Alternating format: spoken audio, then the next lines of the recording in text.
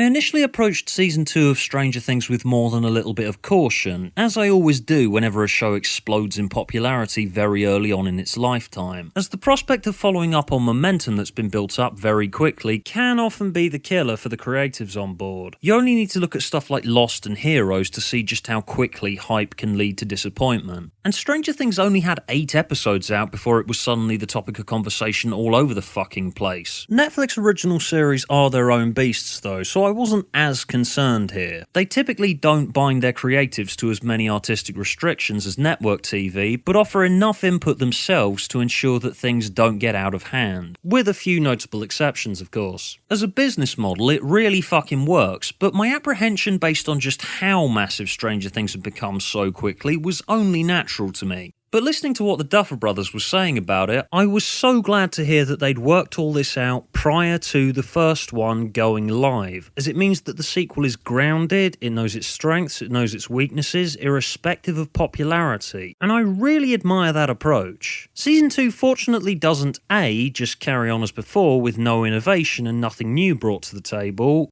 B, pompously play up to the fact that it's one of the most popular TV shows in the fucking world right now, which is what killed my enthusiasm for stuff like Sherlock, C, pose too many questions and mysteries that they've got no hope of answering in a satisfying way like Lost, and D, it doesn't stray too far away from what made it work in the first place. Brackets aside from Lost Sister, which kinda sucked, but I'll get there. Season 1's dramatic weight was pinned on a lost child narrative, and it wove that inciting incident throughout the interconnecting storylines of the small rural community subject to strange goings-on. And Season 2 does do similar things with Will as its focal point. However, it's also been an exercise in raising the stakes, and maybe it could be accused of raising those stakes a little bit too high, because I'm fucking baffled as to what they could possibly do next time, as it felt like every cliffhanger this season, again brackets aside from the Lost Sister, just left my jaw hanging about 20 feet below my fucking face. While the first couple of episodes are less gripping than the first 2 episodes of the last series, they're mostly just establishing how everyone is now, how they've moved on from what happened last year, how Nancy and Steve really haven't been coping with Barb's death at all, with the ominous foreshadowing to something that's coming going on in the background. This is enough of a formula break to make Season 2 feel like its own beast. Season 1's a very sudden and violent pull into the strange goings-on, fleshing out its characters along the way as it builds its mysteries, whereas Season 2 has a slower build. It's creeping the tendrils of its dark events throughout the narrative and throughout the town, until Dustin discovers a baby Demogorgon, the shadow monster possesses Will, and shit really kicks off. It's slower and subtler. The show's always had a strong focus on fleshing out its little community, and this approach of establishing how the events of the first one have changed its residents makes a lot of sense, and it's really important to the story's internal mechanics, and it makes it so when shit starts to kick off, the twists and turns hit you even harder. I found the Mike and Will stuff really compelling this season. Since Will was taken so early on in the series' lifetime, we haven't really had that much of a chance to get to know him and get a feel for their friendship, which is all the more important for making us feel the weight of it all when Will gets possessed later on. Just how much you grow to like these kids is a testament to the writing and their acting abilities, because child actor is almost always synonymous with the word annoying, but these kids are so young and yet they're so good that it almost makes you fucking sick with jealousy. I like that we see events more from Will's perspective in Season 2. I really like stories where characters have weird supernatural things happen to them where they've got no idea what's going on and feel isolated and alone. Will's occasional flashes to the Upside Down and his visits to the Institute just enhance this sense of dread at the thought of not really knowing what's going on here. I love that scene where he shouts down the shadow monster. It's got that real Lovecraftian vibe of an ordinary character facing down a strange and indefinable, unimaginable monster of horror and darkness from another dimension that we couldn't even begin to understand. Getting to Winona Ryder, she pretty much steals the show as Joyce Byers again. While you would think that the cause of her to give that show-stopping performance as the frantic single mother who's lost her child would be gone now that Will's back, she's almost doubly compelling as she confronts the changes that Will undergoes as he's developed the powers and gets possessed by the shadow monster. As the stakes get higher, Bob gets killed off, it looks like Will's done for, she tries everything, and she's fucking amazing in the interrogation scene. While the map of the Upside Down that Will draws that papers Joyce's home could be seen as an obvious attempt to have a sequel to the famous Christmas lights scene from season 1, it does act as a perfect visual representation of the crisis that this family's still going through, even though their lost son's back in their lives now. The monsters that took Will physically last time and are still taking him mentally, they're still there. They're underneath the town. The monsters are still there on the other side of reality, ready to reach their tendrils through to our world at any moment. Sean Astin as Joyce's dorky boyfriend Bob was also a great addition to the show. He's lovable, but not too lovable to the point where you can immediately pinpoint that he's probably going to end up getting killed off before the end of the season. He's presented as being pretty useless in this web of bizarre incidents for a while, but he ends up becoming a useful piece of the puzzle later on, and I didn't actually twig that he was probably going to end up getting killed off right until the Mind Flayer in that horrifically tense sequence of him journeying through the dark and monster-infested complex to turn the power back on and open the doors, which is probably the best bit of the season to me. I'd grown to really care about Bob over the last couple of episodes, and every moment in this 20-minute stretch of the Mind Flayer after the Demodogs have violently disemboweled everyone in the building is totally nail-biting. I also really enjoyed the dynamic that emerged between Hopper and Eleven, who's back from the Upside Down but being hidden from the authorities. While Eleven had always been a quiet and timid character who doesn't really understand her abilities, she's now turning into a bit of a sulky preteen, and it's healthy for the writers to develop some character flaws for her, so the audience sees her as a real person with a tragic backstory, rather than basically a fucking puppy dog or something who you're supposed to feel persistently sorry for, and she can't help it when she flips out and murders people with her psychic mind powers, because that's just what puppies are like. No, Eleven's just a real kid growing up in weird circumstances, and that massive row that she and Hopper have in either episode 4 or 5, I can't remember, was fucking intense and easily one of the series' highlights.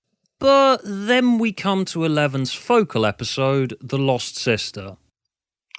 Okay, this is probably going to be out of sync with the mountain of praise that I just heaped on Season 2, and will continue to do so after this little interlude, but the sudden diversion that we get in Episode 7 where we follow Eleven as she goes looking for her lost sister is fucking weird. While yes, the series indulges in kitschy 80s throwbacks and cliches all the time, and Lost Sister is 100% 80s kitsch, complete with makeover sequence and cheesy montages, but I just thought that when you take Stranger Things out of that rural setting, only have one kid, have a complete focus on the psychic mind power stuff, rather than just having it be part of a bigger story, and you cut out all the other characters, it just doesn't really feel like you're watching the same show at all. I mean, Millie Bobby Brown's great as Eleven, as always, but aside from her, all that Lost Sister's really got are some superficial angles of the plot that only really have a tangential relevance to what's been going on this season. It totally throws the show's structure out the window. Stranger Things usually works by weaving storylines together, while Will's being possessed, Hopper's going to the Upside Down, or while Jonathan and Nancy are doing some investigating, and all of these threads will come together by the time of the finale. This one kinda just felt like killing time until the resolution of the fucking awesome cliffhanger from the previous episode, which was so good that supergluing this episode in between the spy and the Mind Flayer just felt really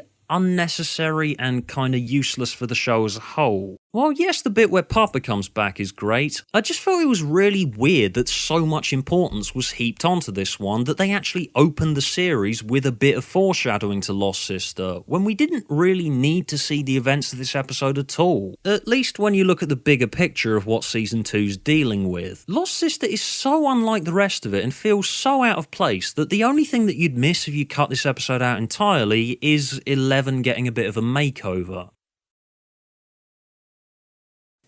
And back to everything else. Yeah, you see, it's totally out of place, isn't it? Another new addition is the further exploration of Dustin's home life, and he's slowly grown into one of my favourite characters in Stranger Things. I really enjoyed his developing friendship, if you can call it that, with Steve, who's turned into a good guy now that he's done some growing up over the course of the last year and a bit. I love how sure of himself that Dustin is now. He's headstrong, speaks his mind quite a lot, and doesn't really have a social filter. And I love being around those types of characters because they're usually fucking hilarious. I also know that if I were a kid in his shoes, I'd probably do the same thing that he did upon finding a weird new creature from another dimension. Try and find everything you can out about it and and keep it as a pet. It's a slightly skewed retread of basic plot points from stuff like E.T. and any number of kid finds new monster/alien and tries to be its friend narrative, but with the addition of it being a homicidal monster that eats people. Oh, and I also like the amount of swearing that Dustin does this season. I wouldn't usually point this out, but he's at that age where he's just discovered swear words, and kids who've just discovered swear words do tend to overuse them a bit because they think that it makes them sound more grown up. Just this little light touch to it makes Dustin feel even more like a real 13-year-old to me. Anyway, the addition of Max to the group was interesting too. While our character's mostly there to act out the fish out of water angle of 80s monster and or mystery sequels, to have the previous one's events explained to her and respond by telling everyone that this is fucking insane, until she finally sees a Demogorgon and accepts it. Her conflict with her dickhead of an older brother is mostly in the background, and a fair bit of the season you're left wondering if there's some kind of connection between this douchebag and the weird goings on, and it's a bit disappointing to find out that he's just a dickhead, that's just what he's like. But Max's character arc this season is learning to stand up for herself, and while the older brother doesn't have as much to do with the narrative at large, his presence works wonders for ingratiating Max into this world and developing a strong new female protagonist as a part of the core group.